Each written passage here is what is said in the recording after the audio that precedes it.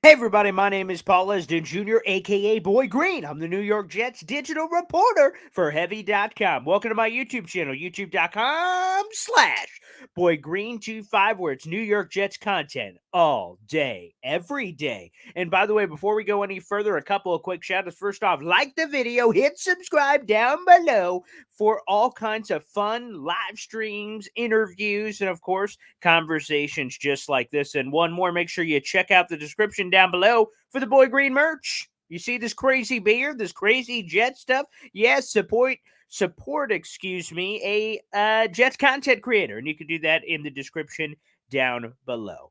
Folks, we're here for a little story time. Everyone loves stories, right? Well, let's do this. First off, we're going to go to Flight 2022, which was a New York Jets in-house docu-series where they showed a lot of interesting clips. And one of the clips they happened to show was about how basically the decision-making process and how they ultimately picked two tight ends in free agency, and CJ Uzama and Tyler Conklin. Uzama of the Bengals and Conklin of the Vikings. We're going to play that clip for you guys. Roll the footage right from the get-go. Again, this is Flight 2022, a quick clip kind of talking about the two tight ends, a thought process, and from the tight ends perspective. Let's roll the footage.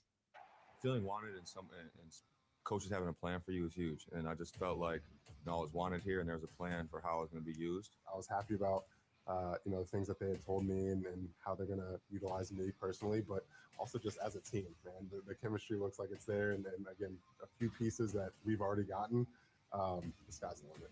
CJ Uzama really wanted to be with the Jets. There's probably a handful of guys in the league that I like more than CJ. This dude is a leader. We also agreed to terms with tight end Tyler Conklin. What do you know about Tyler? I love the way he plays. To hear after that they were still in on Tyler Conklin to add a second tight end, that accounts for some flexibility. He does everything the right way. He runs crisp routes. He's blocking his butt off every time. I think it's going to be awesome playing with CJ. I think we're going to be a great combination. We both, I think we can both do a little bit of everything, but I also think we pair together really well. I've heard only great things about CJ. I know just as a person, obviously I've watched him on film and he's a great football player, but I've just heard, people rave about him as a person, his personality, his leadership. Hey, let's go, baby, let's go! You gotta love it, man. You gotta love it. That's what we do! Let's go! I just think we're gonna, match really well on the field, but we're gonna match really well off the field. Okay, great. There you are. Great. Okay, CJ Uzama coming over. He was first, 3-year deal for $24 million. Tyler Conklin shortly thereafter, 3-year deal for $21 million. At the NFL owners meetings, general manager Joe Douglas said when the wide receiver market started getting crazy, the Jets pivoted their strategy after signing Uzama. They said, you know what? Why not two? And they ultimately add in both Uzama and Conklin. But wait a second, there's more to the story. After Uzama agreed to his 3-year, $24 million deal, he was leaving a team in the dust. That team was the Cincinnati Bengals, who he spent the first 7 years of his career with. Now, normally when a player agrees to a deal, right? So free agency happens, and a player is a free agent, and he agrees to a deal with another team. That's supposed to be it. It's supposed to be over. He's going to the new team. However, the Cincinnati Bengals still pursued CJ Uzama even after he agreed to a deal and even after he signed. Let's throw another video up there. So folks, if you'd like to follow me on Twitter, @BoyGreen25, since Flight 2022 came out, what I've been doing is throughout the entire series, I took notes. Like, ooh, that's an interesting clip. I can grab that for Twitter. Ooh, that's an interesting clip. So I've been kind of spontaneously, randomly kind of tweeting out videos from Flight 2022. I tweeted out that video you guys just saw, and seconds later, Mike Garafolo of the NFL Network added some more juice to the story, and he had this to say. Let's throw this up on the big board. And this is Mike Garafolo tweeting to me under the story saying, quote, yeah, the Bengals were hoping he'd go back even after he agreed to terms with NYJ. We saw a few of those this free agency, but Uzama was set on the Jets and the New York market. Excuse me? Say what now?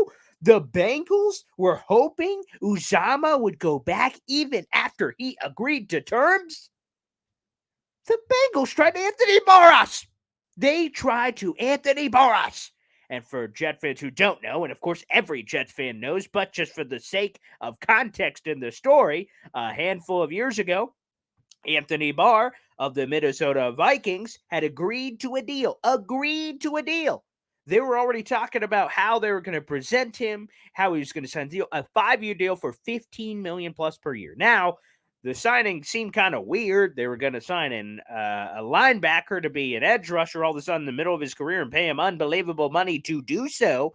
And ultimately, it worked out because Anthony Barr would go on to stink, and he's still a free agent right now. But the fact of the matter is that after he agreed with the Jets, he backs out of the deal. The Vikings come over and say, okay, we'll take it for lesser money, and then he leaves. And Anthony Barr called it the worst day of his life and all this other crap. And Jet fans don't care about Anthony Barr. But the fact that the Bengals tried to Anthony Barr us is unbelievable.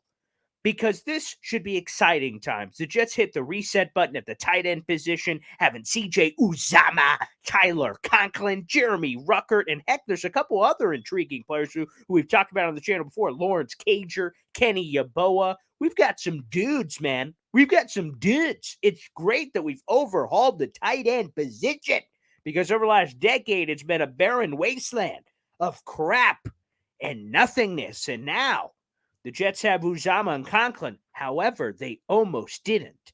One of the reasons Uzomah chose the New York Jets, besides that he got pretty nice money, obviously, 3 years, $24 million, is he wanted New York.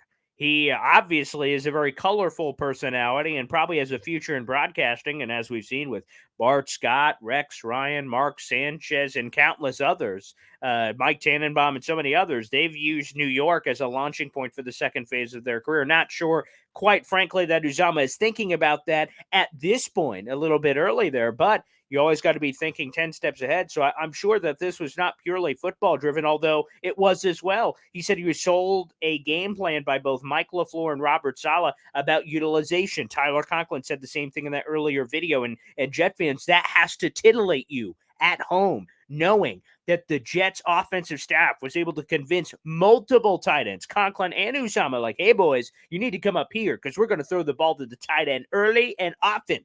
And quite frankly, as we all know, that has not been the case on one Jets drive. So before we sign off, I just had to say, Bengals, what the hell, man? What the heck? Stay in your lane, man. Brandon Beane had a great conversation about this when J.D. McKissick, the Washington Commanders running back, apparently agreed to terms with the Buffalo Bills, and then last second he backs out and goes back to Washington. And from what Brandon Beane, the Buffalo Bills general manager, said, Washington came in after the fact, after he already agreed, and basically swahoodled him to come back.